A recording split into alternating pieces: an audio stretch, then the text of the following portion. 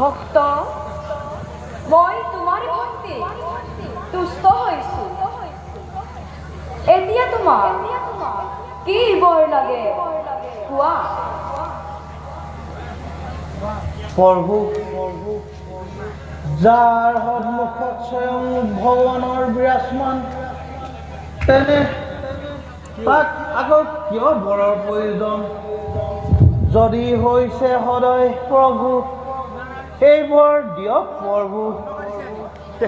সদায় যেন আপোনাৰ চৰণ দৰ্শন পাওঁ। তথাস্তু, মই আশীৰ্বাদ কৰিছো। তোমাৰ পূৰ্ব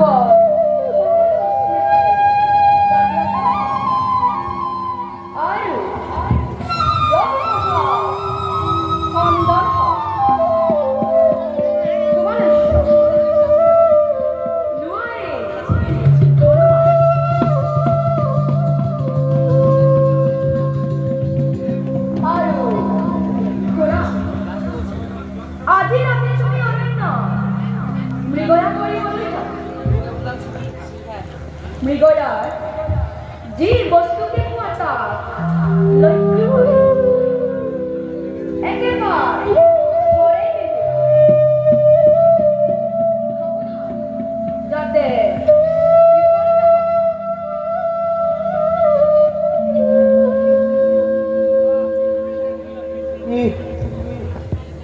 কি আচৰিত প্ৰভু! দাসৰ প্ৰতি আজি প্ৰভুৰ কি আচৰিত আদেশ!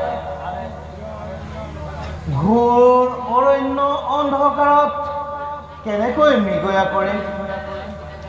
নিৰুৎসাহ নহ'ব মহাৰাজ।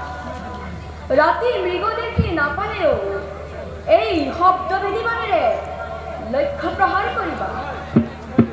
নিশ্চয়